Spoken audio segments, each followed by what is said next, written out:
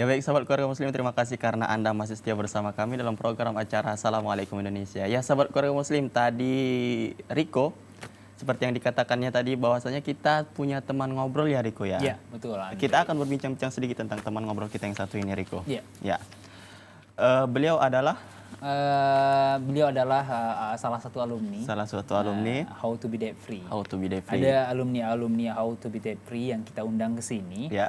Yang kebetulan ya kita meliput mereka dan meliput bagaimana suasana dan juga acara yang mereka adakan. Ya. Dan alhamdulillah tim kreatif kita mengundang salah satu dari mereka. Ya. Dan juga pada kali ini adalah salah satu dari alumni itu tersebut. Ya. Dan insya Allah kita akan sedikit menggali ilmu dari beliau. Ya. Ya, masalah ya ada kaitannya juga dengan ekonomi. Tema Ya. kita pada hari Selasa ini, Andre. Ya langsung saja Riko ya. Langsung Kita saja, buka Bang Gilang. segmen teman ngobrol.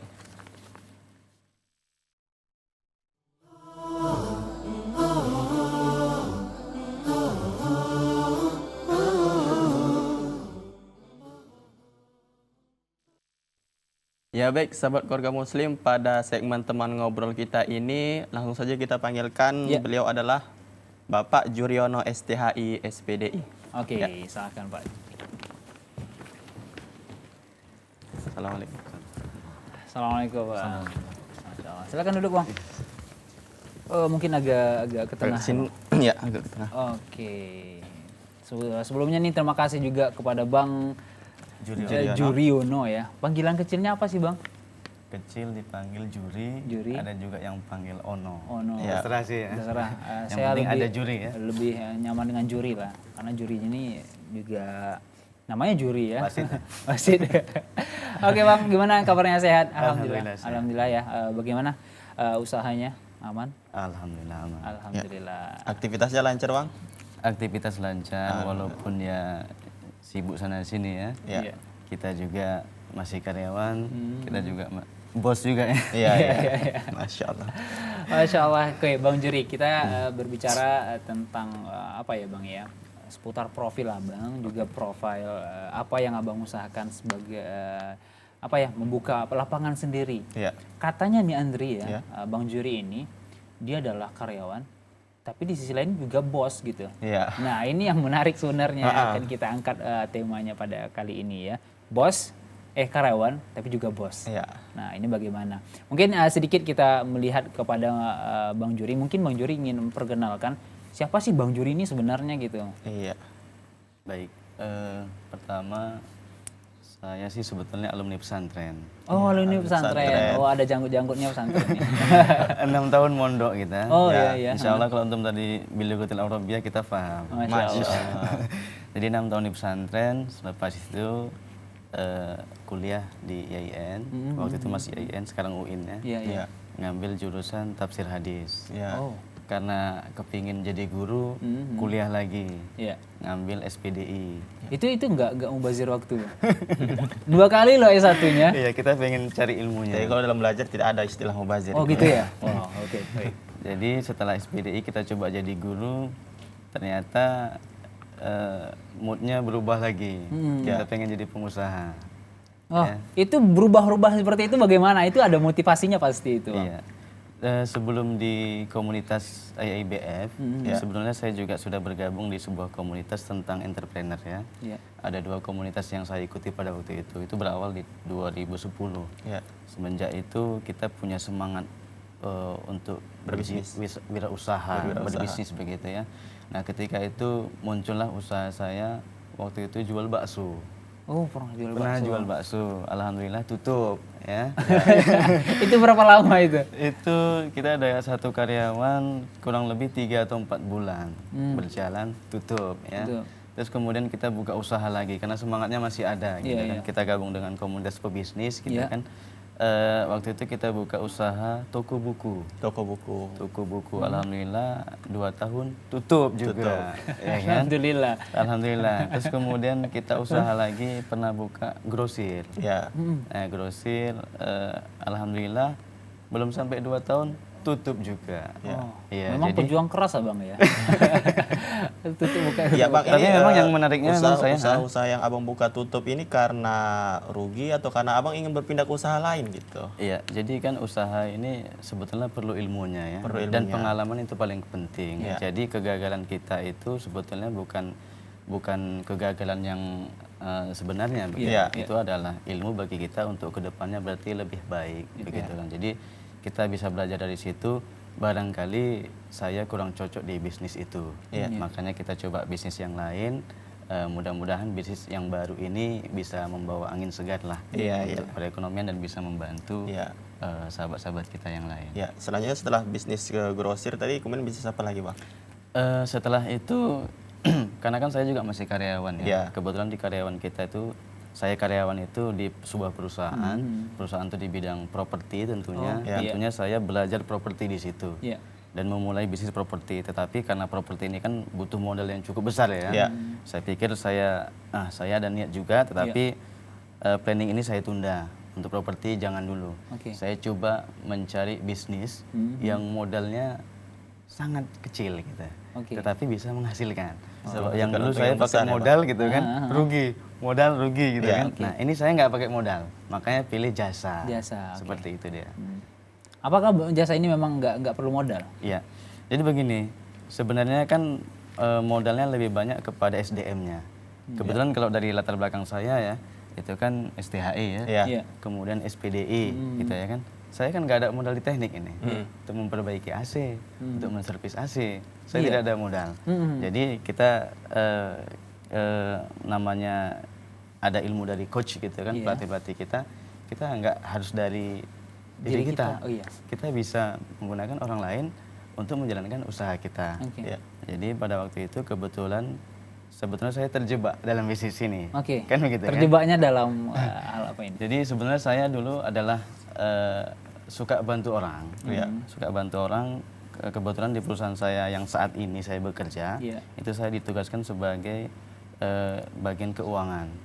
Karena memang nggak ada basic saya, jadi saya di waktu itu melakukan pendidikan yang dibiayai dari perusahaan ini untuk mengambil kursus brevet pajak AB.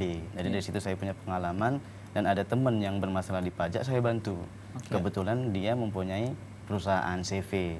Jadi karena dia perlu pendamping CV, dia panggil saya, Pak Ustadz buatlah CV gitu kan, untuk pendamping kita kan gitu.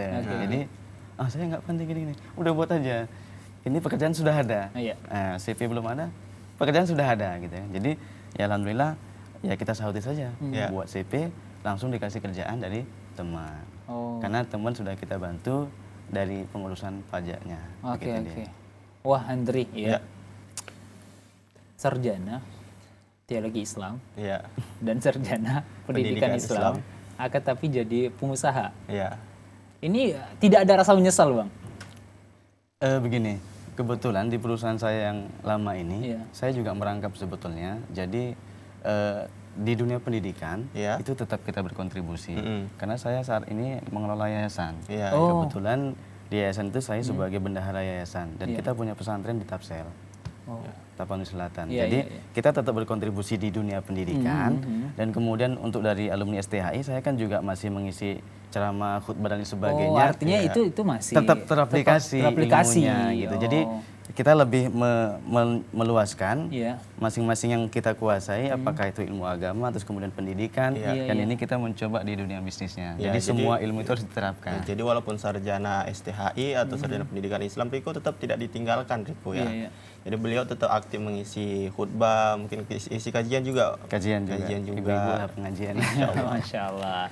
Dan juga bang, yang menarik adalah banyaknya usaha-usaha yang buka tutup itu tidak memundurkan motivasi abang untuk jadi seorang pengusaha. Ya tidak, memang coach kita mengajarkan seperti itu. Artinya, sudah berapa lama bergabung di YBF? Kalau YBF kita baru ya, karena kemarin itu kan kita ikut-ikut yang umum ya gitu kan. Sebenarnya sih sudah mulai surut gitu kan jiwa usahanya. Tapi ketika kita dengar ini Islami banget begitu ya, maka saya kepingin gitu kan, apa sih trik-trik Islamnya gitu kan. Ternyata kita bergabung situ khusus muslim ya kan, pengusaha muslim, semuanya muslim. Dan ilmu-ilmunya itu terapannya adalah ilmu Betul-betul tentang manfaat. betul-betul manfaat. Jadi saya tertarik dan ikut, dan alhamdulillah di situ ada perubahan lagi. Iya. Jadi saya muncul semangat lagi, dan memang kita perlu tim ya. Untuk seorang pengusaha ini kita butuh tim. Iya. Apalagi goal kita itu sama, misalnya memperjuangkan ekonomi umat gitu Iya. kan. Jadi kalau saya ibaratkan itu, kita ini pengusaha-pengusahanya ibarat pemain bola ya. Oke. Jadi kita tetap butuh pelatih. Iya. Walaupun kita main di dalamnya, tapi kita tetap butuh pelatih untuk mengontrol kita, bagaimana serangan kita gitu. Tapi kita juga butuh teman-teman yang lain gitu. Oke. Iya. Untuk sama-sama bekerja, menentukan goal kita, tentunya kemajuan ekonomi umat Islam lah. Oke. Dan untuk saat sekarang ini usaha yang abang jalankan itu jasa. Jasa. Sudah berapa lama itu, bang? Alhamdulillah sudah 2 tahun. Sudah 2 tahun. Mudah-mudahan nggak tutup ya. Dan melihat dari pengalaman dan juga sekarang ya ada usaha ya dalam bidang jasa, melihat dari pengalaman sebelumnya ini ada apa ya, semakin bagus ini usaha yang abang jalankan atau seperti yang sebelumnya juga? Ya. Dari segi usia dia jauh lebih lama ketimbang usia-usia yang sebelumnya, gitu kan. Dan dari segi modal dia tidak perlu banyak modal, karena terus terang saya sebagai direkturnya, saya nggak punya itu mesin cucinya. Jadi karyawan saya yang punya, saya cuma memkerjakan dia, selesai pekerjaan saya bayar. Nah kedepannya saya pengen begini, ini kan potensi besar ya, peluang ya. Tapi kalau orang bisnis bilang full uang, ya kan, diplesetkan sedikit, ya kan. Maksudnya ladang uang di situ. Jadi kita lihat masjid sekarang ini kan setiap masjid rata-rata punya AC. Iya. Nah, kan ironis sekali kalau seandainya yang membersihkan itu adalah orang kafir misalnya, masuk-masuk masjid gitu kan. Apakah sebelumnya abang melihat hal seperti itu? Tidak sih, maksudnya gini, kalau ini bisa kita bersihkan, notabene orang muslim, dan kita tidak hanya melirik uangnya saja dari situ, jasa itu, tetapi manfaatnya setelah kita bersihkan, adem gitu kan, kan kita membantu orang beribadah lebih khusyuk, kan lebih begitu nyaman, kan. Di situ saya lihat pahalanya, wah ini potensi pahala juga jauh lebih besar ketimbang sekedar ekonomi saja. Jadi saya berprinsip bagaimana kita berbisnis itu tidak hanya kepada uang semata, tetapi manfaat yang ditimbulkan bagi kaum muslimin. Jadi luar biasa sekali motivasinya Betul, Riko ya. betul. Ya bang, yang menarik ketika abang itu gagal dari usaha satu bisnis, tidak gagal, tutup dari bisnis yang lain, pindah ke bisnis yang lain. Itu kan sudah tertempa dalam diri abang jiwa untuk tidak mau putus usaha, ya, tidak mau putus asa gitu. Nah ini abang dapat dari mana bang? Sebetulnya dari kecil saya juga udah jualan dulu ya. Oh dari kecil. Jadi kan saya tinggal di kampung saya dekat dari sini di Galang ya. Jadi dari kecil itu kalau kita mau minta uang jajan kan zaman-zaman dulu kan susah gitu ya. Mesti ya sana deres dulu di kebun, kalau ada kebun karet suruh deres gitu kan. Kemudian ada ubi suruh jual gitu kan. Ada kacang suruh jual. Jadi saya panen kacang. Itu orang tua yang suruh. Orang tua yang nyuruh. Saya panen kacang, saya hormat sama orang tua. Mudah-mudahan doanya bisa membangkitkan usaha ini. Allahumma amin. Jadi kan kita jualan kacang waktu itu. Kita malu tuh kalau dilihat sama teman-teman sekelas gitu ya. Gengsi Gitu ya. Jadi saya ngumpet di bawah keranjang gitu kan. Jadi teman sudah pergi, kita baru bagi. Tapi jiwa itu sebenarnya mendidik saya untuk tetap berbisnis dan berusaha mandiri dari apa yang kita usahakan gitu. Artinya ketika kita ingin membeli sesuatu saja pun, usaha itu kalau bisa dari kita pribadi. Gitu. Jadi ya jiwa itu terima kasih buat orang tua saya yang sudah mendidik saya. Dan dari tamat pesantren pun saya sudah mandiri gitu. Hidup di Medan ini kan, tahulah anak kos kan gimana kan. Nah, ya alhamdulillah itulah jiwa-jiwa menempuh saya untuk tidak mudah berputus asa. Jadi walaupun gagal, usaha lagi, gagal, usaha lagi, gagal, usaha lagi, seperti itu. Oh, Masya Allah. Yang saya tangkap Bang yang dari tadi, ini memang kondisi ekonomi yang kurang saat itu, ayah ibu, ya orang tua, atau memang apa ya, Abang melihat memang usaha mereka untuk mendidik Abang jadi orang mandiri? Kalau saya berpikir itu memang didikan mereka. Oh. Tidak, ya memang dari segi ekonomi memang kita pas-pasan begitu ya. Tetapi memang jiwa itu harus ditanamkan kepada kita anak-anaknya itu supaya nggak mengkek katanya, nggak cengeng gitu. Iya, iya. Seperti itu, dan saya sangat bersyukur karena hasilnya seperti ini gitu. Oke, Masya Allah. Memang orang tua nih kalau udah berbicara orang tua benar-benar mereka itu seorang motivator terhebat di dalam hidup kita. Bang, pertanyaan saya adalah kan banyak nih usaha-usaha, baik itu usaha kuliner, ya, usaha yang lainnya. Mungkin salah satu alasan Abang mungkin tanpa modal tadi. Ada alasan lain nggak memilih usaha dalam bidang jasa ini, Bang? Iya. Kuliner kita juga pernah buat, tapi bukan saya yang terjun langsung, kebetulan teman saya juga hadir ya di sana kan. Dan alhamdulillah juga tutup juga ternyata. Atau mungkin bawaan badan saya nggak cocok, kurang gemuk dengan kuliner.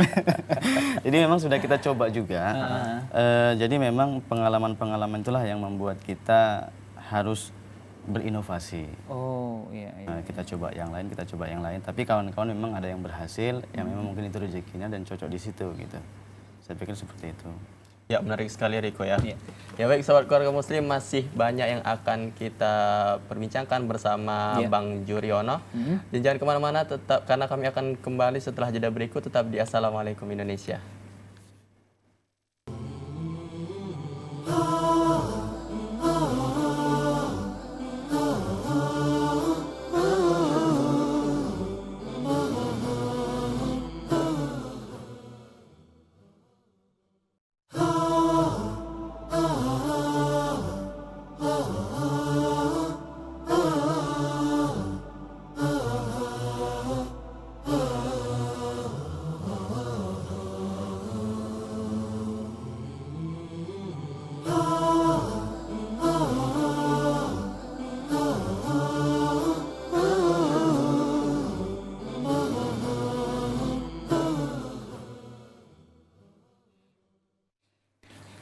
Baik, terima kasih sahabat keluarga muslim dimanapun Anda berada, masih setia bersama kami dalam program acara Assalamualaikum Indonesia, dan masih pertama narasumber kita ya, yang Masya Allah pengusaha dalam bidang jasa. Insya Allah kita akan menggali pengalaman-pengalaman beliau, dan juga kita akan belajar dari beliau bagaimana berbisnis, karena juga tema kita pada kesempatan kali ini adalah masalah perekonomian.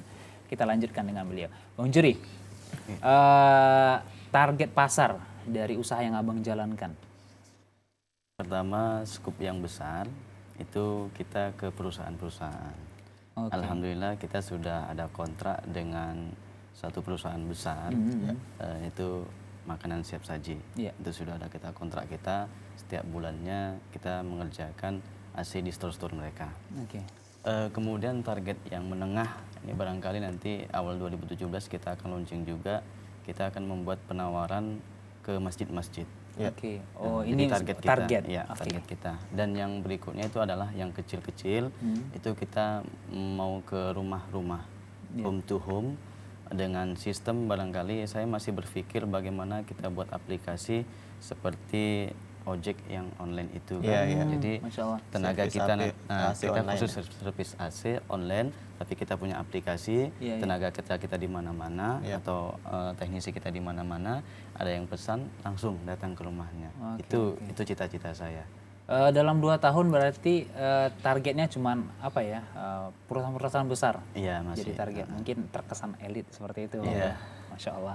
Dan kalau apa ya Bang ya, cara promosinya bagaimana sih Bang dari perusahaan Abang ini?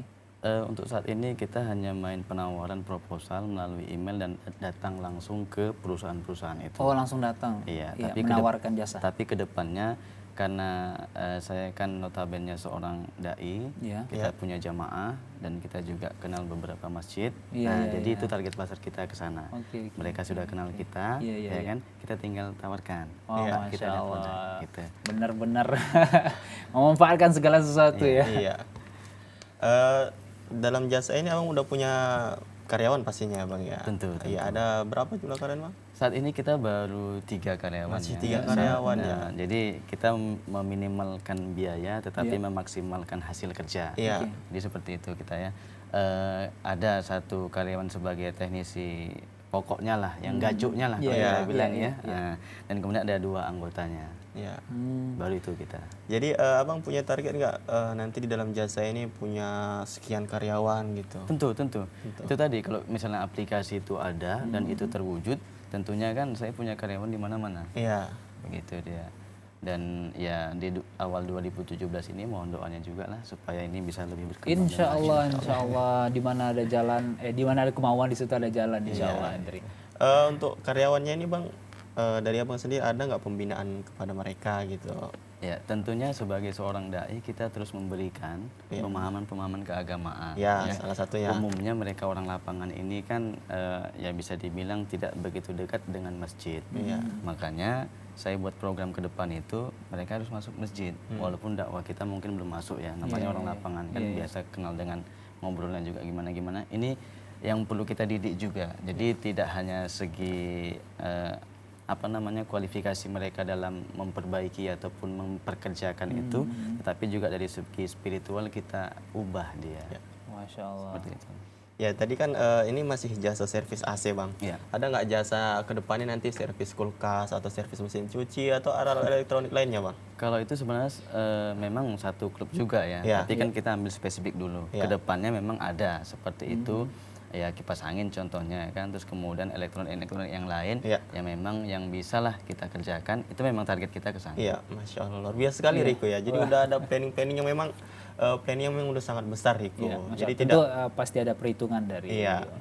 Jadi tidak hanya mencukupkan hanya AC saja Riko. Tentu saja. Dan kita harus berinovasi tentunya, Andri. Iya. Bang, positif nggak, optimis nggak dengan peluang yang besar nantinya dengan jasa AC ini, Bang? Kedepannya? Iya. Seorang pengusaha harus punya jiwa optimis ya. Iya. Ya. Itu tadi Riko, kalau tidak optimis ya pindah dari usaha ke satu usaha itu tidak akan terjadi ya Bang. Ya. Jadi kedepannya kalau Bang Haji Romak bilang dunia semakin panas. Iya. Berarti kan semua manusia butuh yang namanya AC untuk pendingin. Apakah itu di rumah, apakah di rumah ibadah, masjid, dan lain sebagainya. Dan ini semakin hari semakin bertambah, ya kan? Oleh karena itu peluangnya cukup besar. Dan ketika kita di lapangan, kompetitor kan sudah pasti ada ya. Pesaing-pesaing kita itu sudah pasti ada.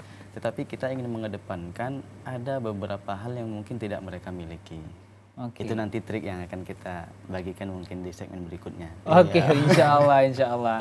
Nah Bang, kalau bicara omset selama 2 tahun ini, omsetnya berapa sih per bulan, kalau boleh tahu? Kalau bicara omset sih sebetulnya tidak banyak, karena saya memang belum begitu fokus sekali, berhubung saya masih ada sumber pendapatan di usaha atau di perusahaan yang tempat saya bekerja. Jadi bagi saya yang penting bagaimana saya bisa memberikan peluang kepada teman-teman saya yang lain, khususnya teknisi yang pengangguran, itu target utama saya. Kalau keuntungan sih sebetulnya malah mohon maaf tidak untuk beria.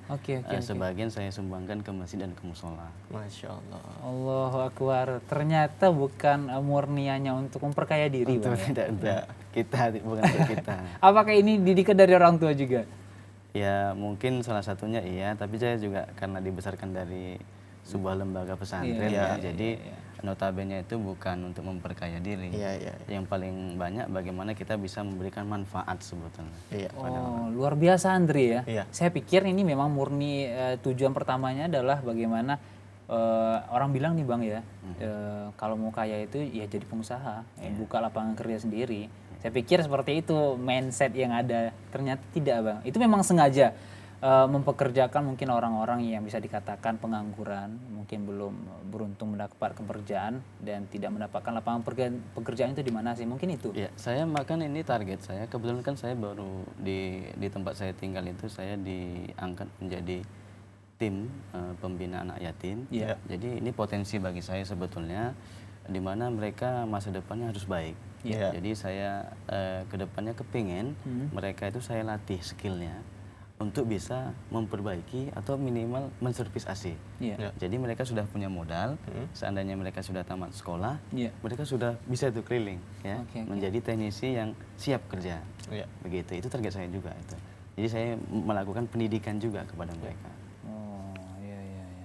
Luar Kalau biasa Bang sekali, Riko, ya. melihat kalau kita bicara pengangguran Bang ya, karena kita sudah singgung sedikit sih masalah pengangguran. Berapa sih persentasenya kalau Bang melihat di khususnya Kota Medan ini pengangguran? Kalau persentasenya saya kurang begitu paham ya, tapi yang jelas memang banyak lah. Dan itu diakibatkan karena kita belum mampu melihat peluang. Sebenarnya peluang itu di sekitar kita. Nah ini dia nih peluang. Bagaimana sih Bang, ini berdasarkan pengalaman yang sudah melalang buana dari usaha ini ke usaha ini ke usaha ini. Kalau melihat peluang-peluang bisnis ini bagaimana sih Bang? Satu yang perlu kita pahami ketika kita ingin berbisnis, ini juga ilmunya dari coach-coach kita, terima kasih yang di IABF ya. Kita harus bisa memberikan solusi. Solusi itu adalah peluang. Contoh, ketika Bang Riko tadi berada di masjid, ya kan, panas ini, merasa panas, nggak nyaman gitu kan, beribadah masih zikir baru berapa puluh gitu, yang seharusnya bisa 1000 gitu ya, kan. Udah keringatan Ya, nggak nyaman, karena kita rasakan kita harus beri solusi ini. Bagaimana solusinya? Berarti hasilnya kan begitu. Satu. Kedua, kita harus cari solusi-solusi di tempat lain, dimanapun itu. Contoh, ketika kita berjualan, ya, mungkin ada yang kepingin, contoh ya, dia orang Malaysia, biasa makan nasi biryani, gitu kan. Nah di Medan tak ada, dia punya komunitas orang-orang Malaysia misalnya. Akhirnya ada peluang. Bagaimana dia bisa memberikan solusi supaya orang-orang pengunjung orang Malaysia itu bisa makan nasi yang dia sukai, gitu. Kan solusi juga. Betul. Yang penting intinya bagaimana kita bisa memberikan solusi. Ya kalau asli di rumah-rumah tadi kan memang solusi ya, kan. Artinya kita ya pokoknya bagaimana kita bisa memberikan solusi terhadap orang lain, itu peluang bisnis. Ya.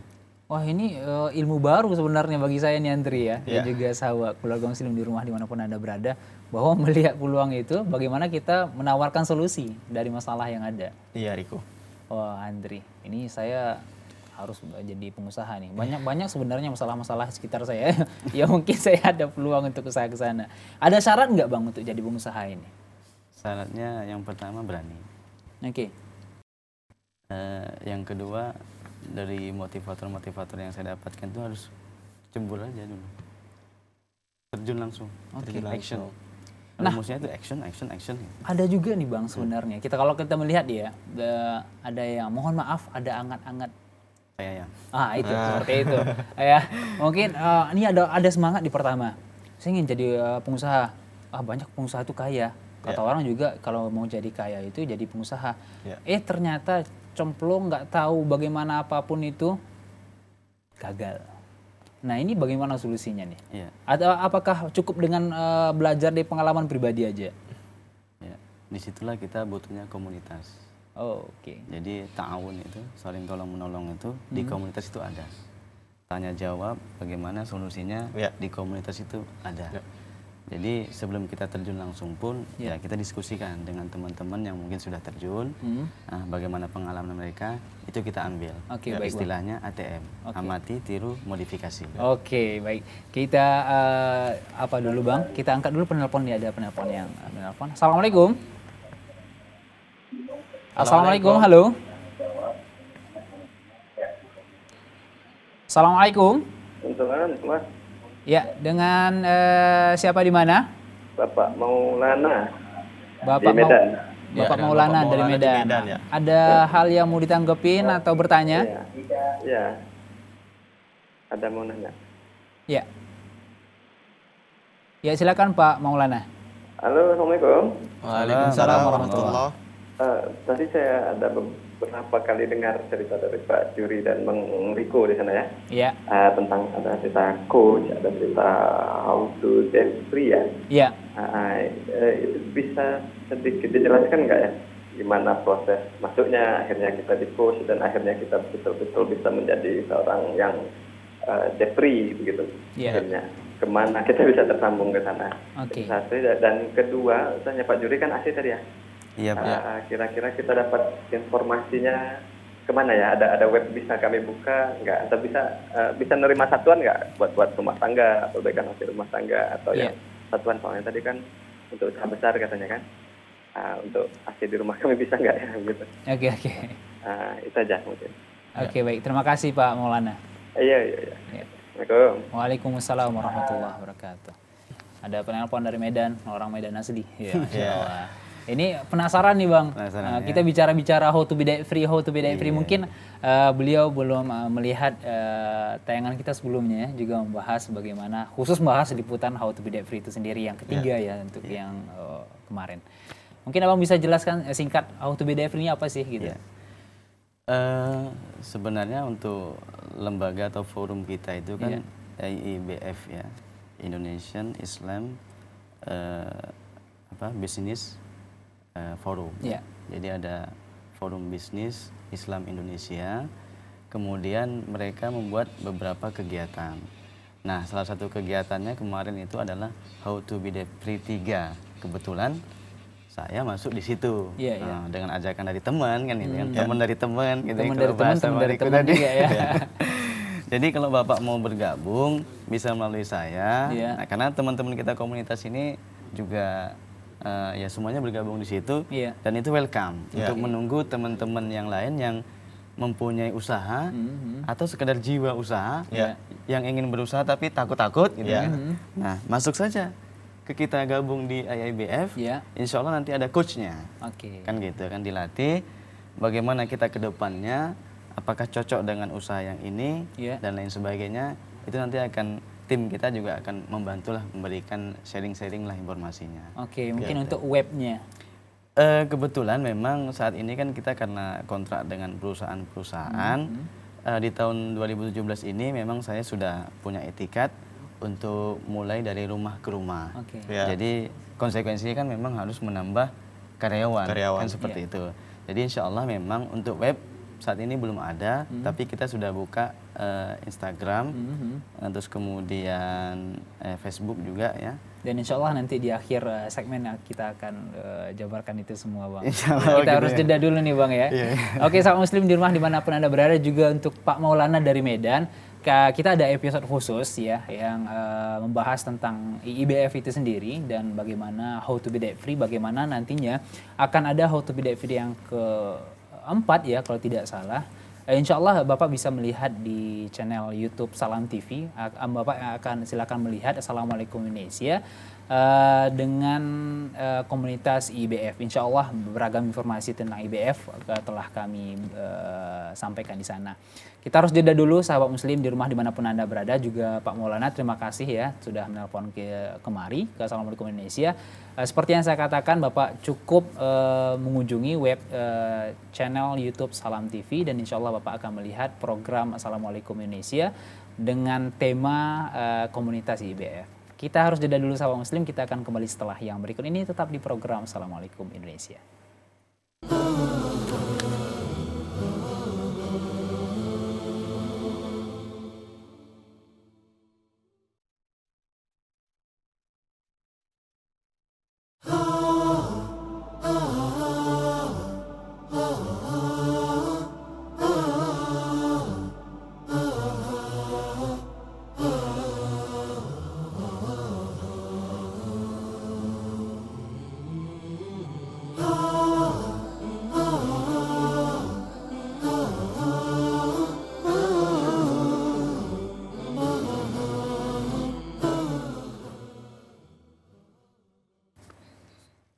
Ya baik sahabat Korea Muslim, terima kasih karena Anda masih setia bersama kami dalam program acara Assalamualaikum Indonesia. Ya sahabat keluarga Muslim, di segmen terakhir ini semakin menarik saja perbincangan kita bersama Bapak Juryono ya Pak ya.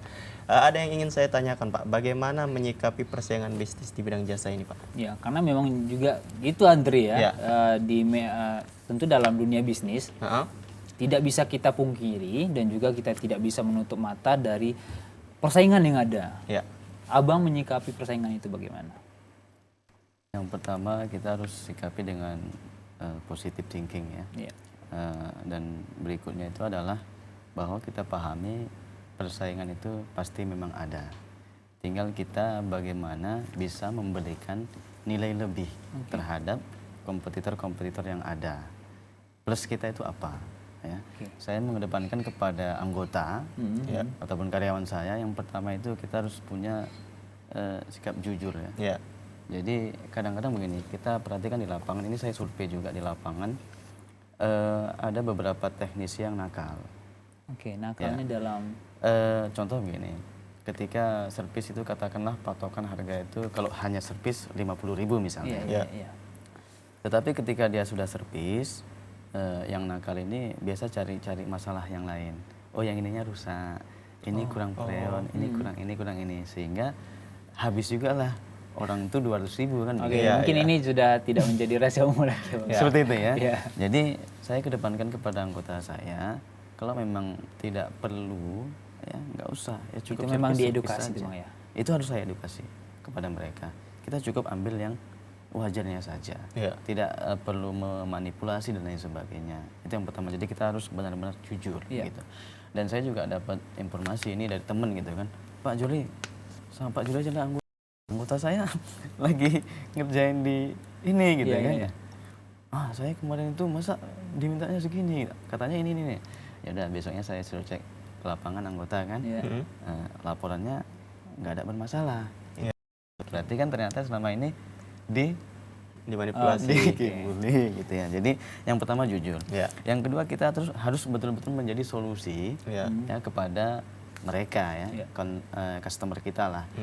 Kadang-kadang kan ada juga setelah diservis bagus ya kan. Begitu tinggal 2 hari kemudian nggak bagus lagi. Iya. Jadi kan ini bermasalah lagi gitu. Iya. Jadi kita harus bisa menggaransi lah begitu kan, bahwa apa yang kita kerjakan ini maksimal. Iya. Ya itu tadi. Yang ketiga ya mungkin kita harus bekerja secara maksimal ya. Artinya jangan setengah-setengah. Memang kita betul-betul baik dan kita berani untuk menggaransi. Mungkin itu ya solusi bagi kita untuk mempertahankan orang mempercayai kita. Dan ini bisa berlangsung stabil ya. Dan orang tidak lari ke kita, bahkan mungkin yang biasa dengan orang lain malah minta ke kita. Ya, mungkin kejujuran ini juga modal utama, Bang ya. Betul. Ini khusus untuk bidang jasa saja atau memang semua usaha-usaha lain? Saya pikir untuk semua usaha seperti itu ya. Contoh pedagang bakso. Kalau memang bakso itu sudah lebih waktunya, jamnya, kan itu rasanya sudah tidak enak. Jangan coba diolah-olah lagi supaya dijual kan begitu ya. Saya kan juga pernah jual bakso ya. Kalau memang sudah enggak, udah buang. Kita kan mau kualitasnya itu baik.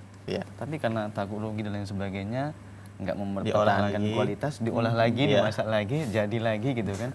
Padahal kan ini ya unsur nggak jujur juga gitu. Nanti bakal hancur juga. Dan memang Islam yang mengajarkan seperti itu, hal yang jujur ya. Jadi sedikit kisah yang pernah saya baca, Riko, di zaman Rasulullah SAW itu kalau memang beliau berjualan, itu yang apel yang sudah lama itu dipisah dengan apel yang baru gitu. Ya memang seperti ini seharusnya kita seorang muslim yang memang berusaha ya Pak Bang Juri ya. Karena ini kejujuran membuka peluang kesuksesan ya Bang ya. Oh, luar biasa Andre ya. Sudah tahu kisah-kisahnya seperti itu. Bang, ada tagline nggak dalam mungkin apa ya, moto, tagline atau apa di perusahaan Abang menarik perhatian orang-orang?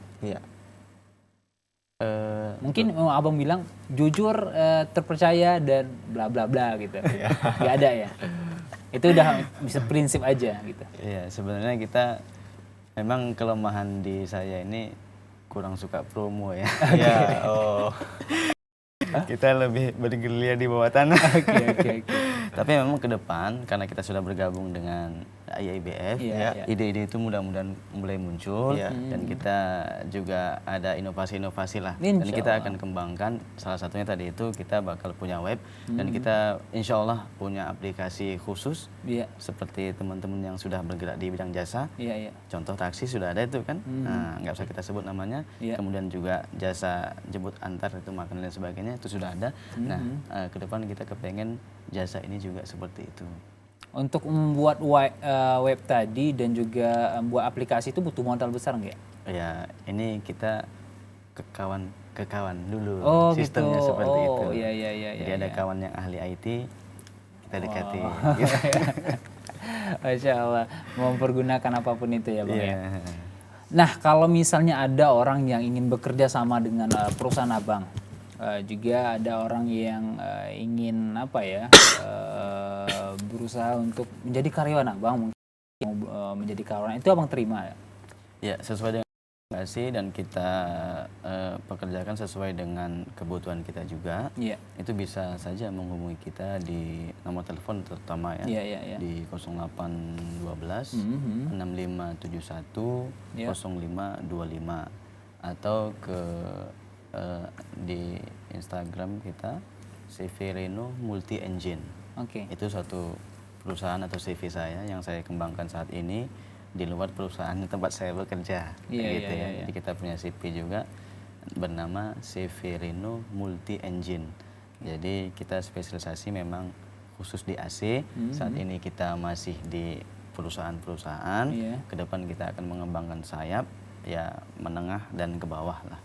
Kata Abang tadi sebelumnya bahwa memang juga ada promosi melalui Instagram, media sosial, Facebook dan lainnya. Ada? Ada. Itu? Di Facebook, kebetulan di Facebook pribadi saya. Oh, oke. Facebook pribadi nanti memang dulu sih saya ada Facebook juga untuk toko, tapi karena tokonya sudah tutup ya. Akhirnya tutup Facebooknya. Iya, jadi Facebooknya nggak update lagi. Iya. Jadi kedepannya mungkin Facebook khusus untuk service ini Iya. kita update lagi lah. Oke. Untuk Instagram ada alamatnya Bang? Di CV Reno. Severino, itu aja. Insya Allah akan... Insya Allah ketemu lah ya. Oke, nah ini dia pertanyaan saya dari tadi nih. Iya. Yang sebenarnya saya simpan-simpan nih dari awal tadi pengen nanya, saya simpan-simpan dulu nih. Iya. Karyawan tapi juga bos. Itu bagaimana bagi waktu, tidak sulit untuk bagi waktu, dan juga katanya juga Abang bekerja di sebuah yayasan juga. Iya. Ini cukup padat nih Bang. Apakah tidak terbengkalai salah satu dari pekerjaan itu? Iya. Pertama begini ya, di perusahaan tempat saya bekerja itu kan perusahaan yang memang tidak begitu melibatkan saya untuk keluar ke sana kemari, karena saya khusus di bidang keuangan, spesialisasi lagi ke perpajakan. Jadi mentok saya di depan komputer. Iya. Kebetulan meja tempat saya bekerja itu juga sekaligus meja kantor yayasan. Jadi, jadi di kantor itu juga saya sebagai wakabak keuangan di suatu perusahaan, Iya. dan di meja itu juga saya sekaligus merangkap sebagai bendahara yayasan. Oh.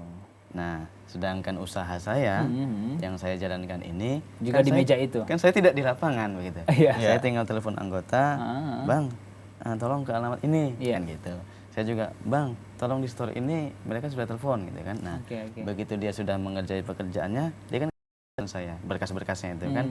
Ini berita acaranya Pak, ini checklist pekerjaannya Pak, ini apanya semua.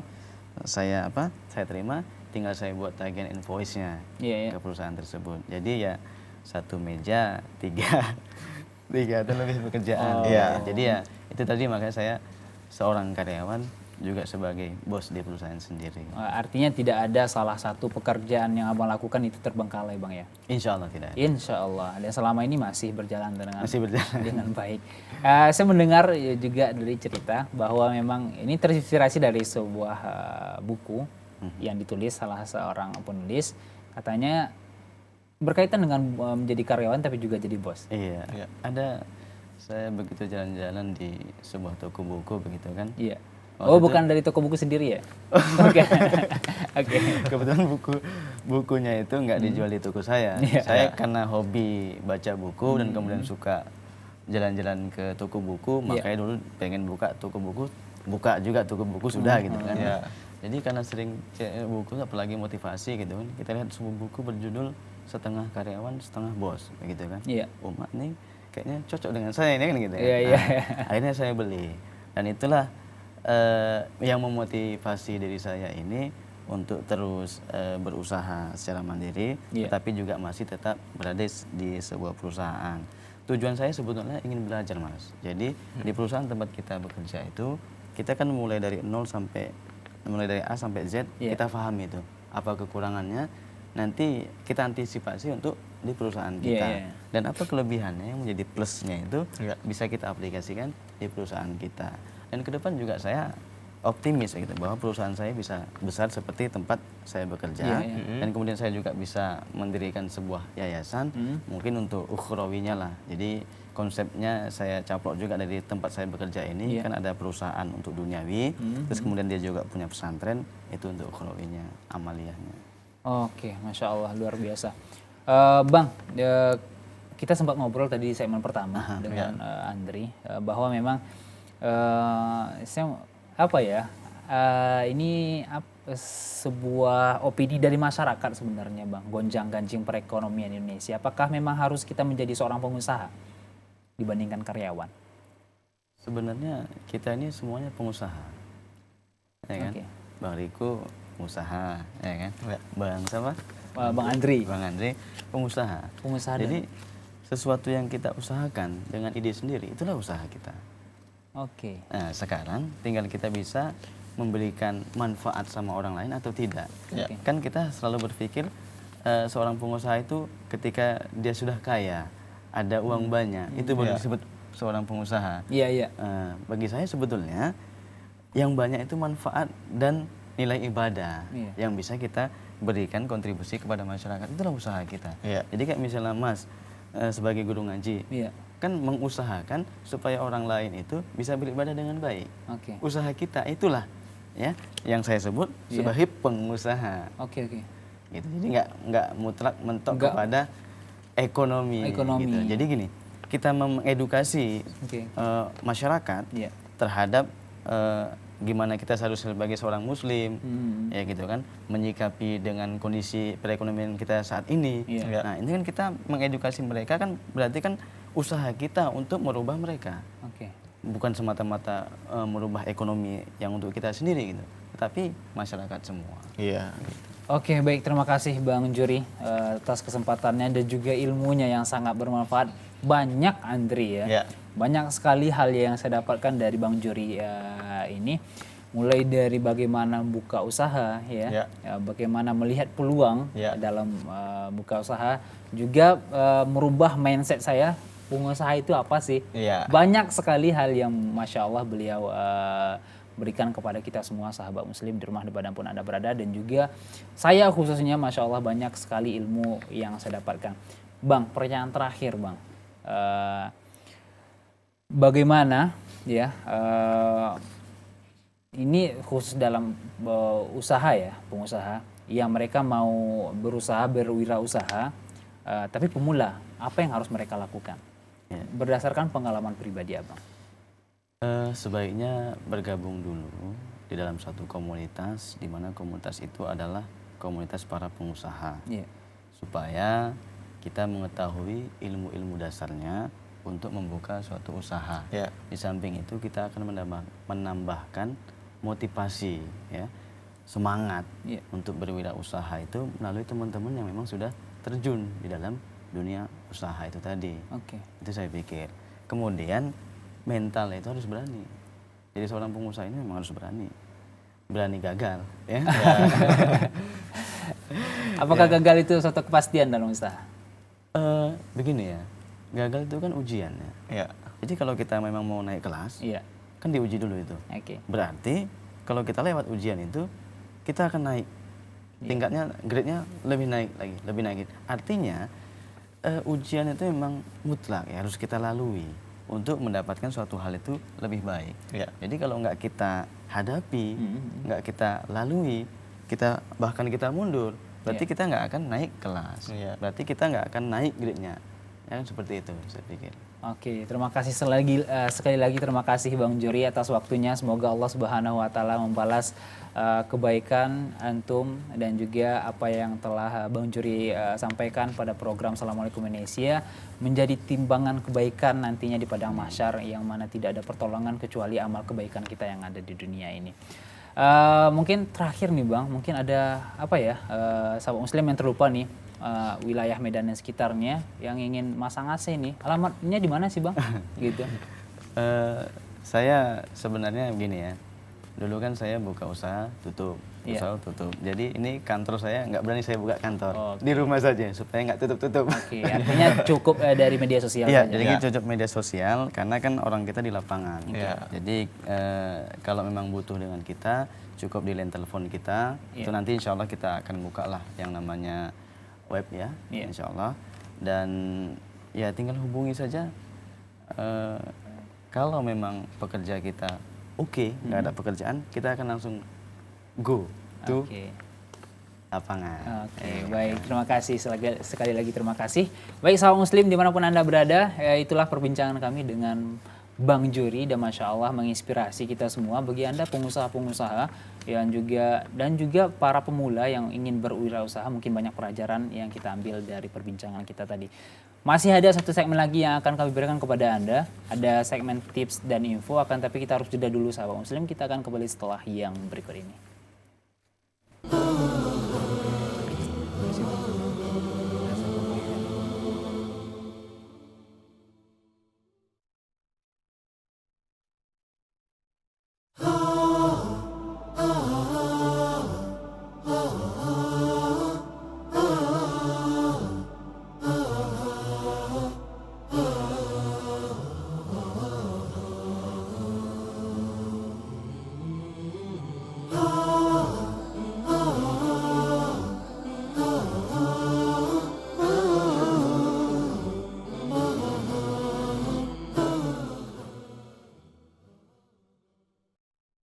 Sahabat Muslim dimanapun Anda berada, kita akhirnya sampai di segmen terakhir, yaitu segmen tips dan info. Dan ada tips-tips yang akan kita bagikan kepada Anda semua dimanapun Anda berada, berkenaan juga dengan jual beli dan ekonomi sahabat Muslim di hari Selasa ini. Akan tetapi kita harus buka dulu nih segmen tips dan info.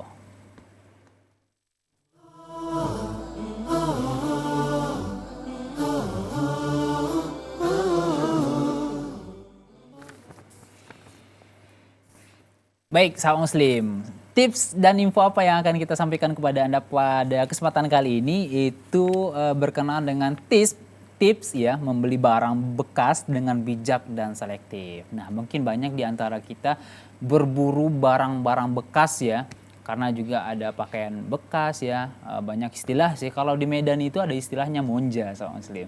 Ada orang-orang yang dikatakan berburu monja yuk gitu, seperti itu. Ada barang-barang second ya, barang-barang bekas yang dengan merek luar negeri ya, akan tapi dengan harga yang murah. Ada beberapa tips yang akan kami berikan. Yang pertama itu mencari informasi. Nah, ini sesuatu yang tidak mungkin sahabat Muslim di rumah dimanapun Anda berada.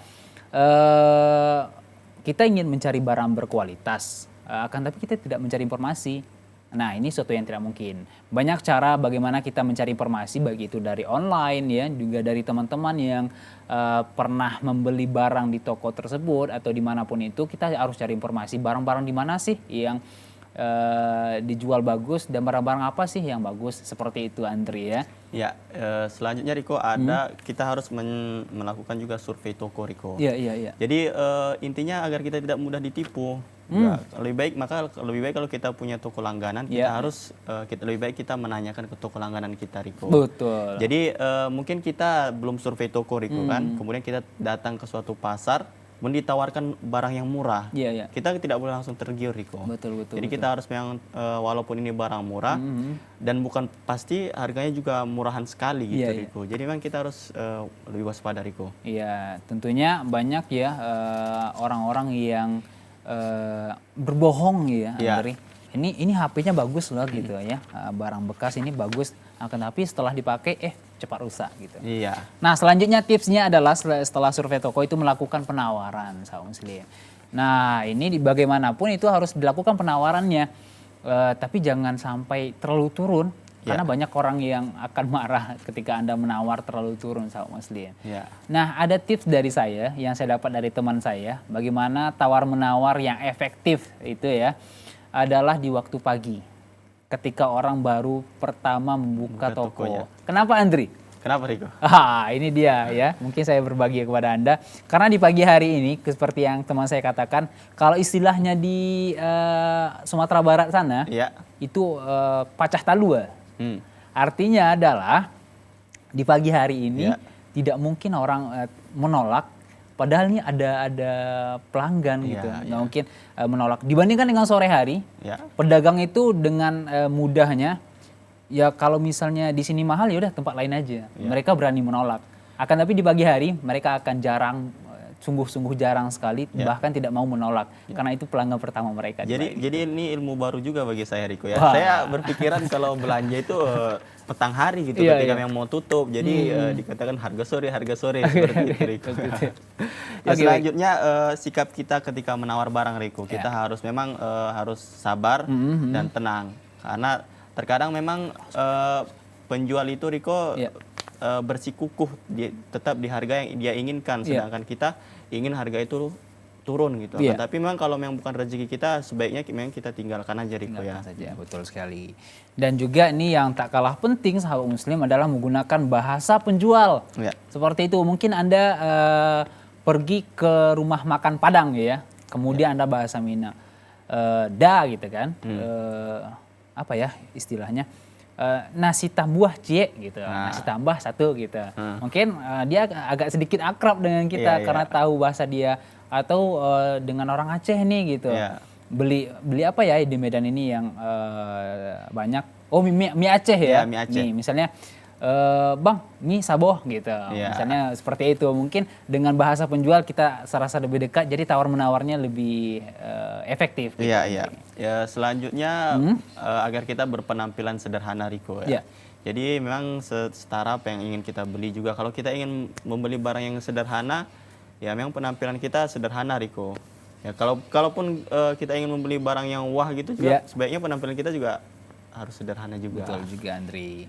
Dan ini adalah sebelum terakhir ya, adalah mengecek kondisi barang dengan teliti. Nah, bagi Anda nih yang terkhusus mungkin barang-barang elektronik nih sahabat muslim ya, banyak ketika Anda beli barang-barang second atau barang-barang bekas, akan tetapi tidak tahu nih dalamnya bagaimana. Anda harus cek, cross check ya, cek dan recheck. Anda harus cek lagi nih betul-betul bagus enggak. Mungkin Anda bawa teman dulu nih, misalnya ada beli motor bekas. Ya. Anda bawa dulu nih teman yang mereka mengerti tentang mesin. Ya. Dan insya Allah kita tidak akan bisa ditipu. Ya, berarti yang terakhir tadi seperti yang Riko sampaikan, mengajak teman yang berpengalaman, Riko. Iya. Ya, agar memang tidak mudah ditipu. Iya. Juga kalau memang terkadang ada seseorang yang memang malu-malu untuk menawar, Riko. Iya, Jadi dia memang harus mengajak temannya gitu, tawarkan dulu. Iya, iya. Seperti Kalau itu. Andri tipenya yang bisa menawar atau yang tidak bisa? Ya bisa sedikit-sedikit, Riko ya. Kalau saya tipenya yang nggak bisa menawar sebenarnya. Oke, sebenarnya kalau saya ingin berbelanja sih saya biasanya bawa teman dulu nih. Iya. Ayo dong ikut, saya nggak bisa nawar gitu. Ada teman yang masya Allah bisa nawar, ayolah bu segini di sana segini kok harganya gitu. Akhirnya bisa dengan harga yang mungkin Riko juga orangnya tidak tegaan mungkin ya, Riko ya. Kalau untuk harus bersitegang dengan penjual, bersikukuh dengan penjual ya. Oke, baik sahabat muslim dimanapun Anda berada, itulah informasi tips dan info ya yang akan kami sampaikan kepada Anda bagaimana tips ya membeli barang bekas ya atau second, istilahnya monja ya di Medan ini, yang berkualitas dan juga tidak kalah berkualitasnya dengan barang-barang baru. Ya. Dan mudah-mudahan informasi dan juga teman ngobrol yang telah kita undang tadi bermanfaat bagi Anda, baik itu di dunia dan juga akhirat. Akhir kata, saya Riko Nafetrima. Saya Andri Fai. Dan mewakili seluruh tim kerabat kerja program Assalamualaikum Indonesia, mohon undur diri dari hadapan Anda. Mohon maaf atas segala bentuk kesalahan dan kesilafan. Sungguhnya kesalahan-kesilafan dari kami berdua dan juga dari syaitan, dan kebenaran hanya dari Allah Subhanahu wa taala. Subhanaka Allahumma wa bihamdik, asyhadu an la ilaha illa anta, astaghfiruka wa atubu ilaik. Wassalamualaikum warahmatullahi wabarakatuh.